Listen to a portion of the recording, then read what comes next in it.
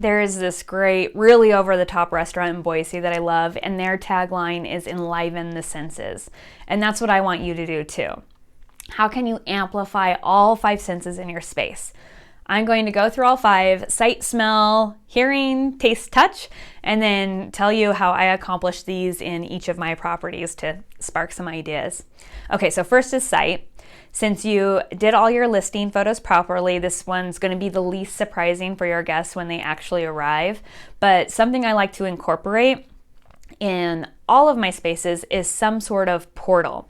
It could be an arbor or a moon gate or a trapdoor, one of those big log ranch entryway things. It could even just be a colorful door. When your guests pass through something like that, it's a subconscious cue that they're leaving wherever they came from and they're entering into this new experience. At my treehouse, you have to walk up this little windy trail to get to the actual structure, but you can see it from the road. However, I still put up this simple freestanding bamboo frame at the beginning of the trailhead. The Hobbit Inn has the iconic round door, the fire lookout has a trap door, and we also have one of those big carved signs over the driveway that says Crystal Peak Lookout. The potato has a little gate that you have to put a code in to get through, plus it's a potato. Next is sound. So if you have Sonos or some sort of smart home device that you can have music playing when your guests arrive, it can totally set the tone for their stay. If you don't know what genre, think back to that magazine exercise we did. I've stayed in places that have noise machines by the bed. That might be especially helpful if your space is baby or toddler friendly or you live in a busy city. At the potato, I have a record player and all my records are like country music queens. We also have train tracks nearby, so I also let people know that and leave earplugs. My other locations are solar powered, so I have to conserve as much electricity as possible. So I've put in these cool wireless docking stations that amplify the sound of your phone, and then we recommend musicians and soundtracks to fit that space in our guidebook.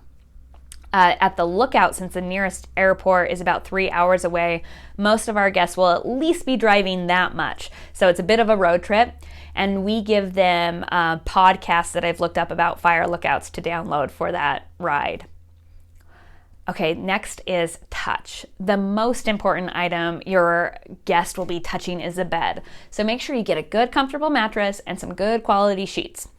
Good bedding doesn't have to mean expensive.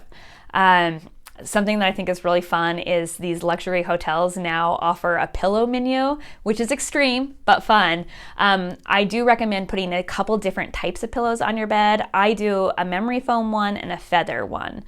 I get most of my sheets at Target, and I use an off-brand memory foam mattress that's around the $400 range in all my places, and I get asked all the time by guests where I got them. Another way you can incorporate touch is by having your decorative pillows, your rugs, all in different textures. Don't cheap out when it comes to the consumables like toilet paper. Make sure that it's a good one. Have fluffy towels and comfortable robes and nice slippers if you provide them. Moving on to taste. Okay, so most guests expect that you'll provide coffee. A way to level that up, I always do tea and cocoa as well.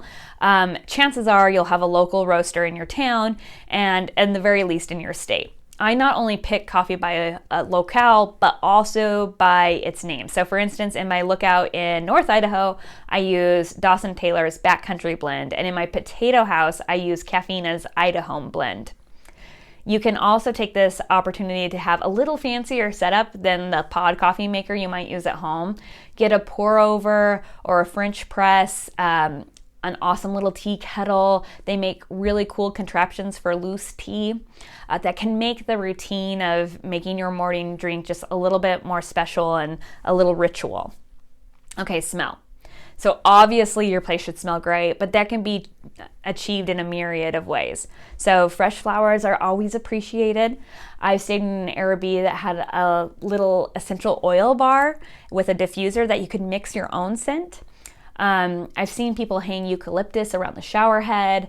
At the potato, I have an Epsom salt bar for the tub that has 6 different scents so they can choose and pick and combine whatever they want. At the Lookout, I can't get fresh flowers. There's nowhere to source that. So I actually make a little kindling package with just a brown lunch sack, and I fill it with sticks and dried rosemary and sage and lavender for their first fire at the Lookout. Be sure to wash the bedding and towels with just a clean scent. People that are sensitive to smells can move the flowers if needed, but they have to sleep in the bed.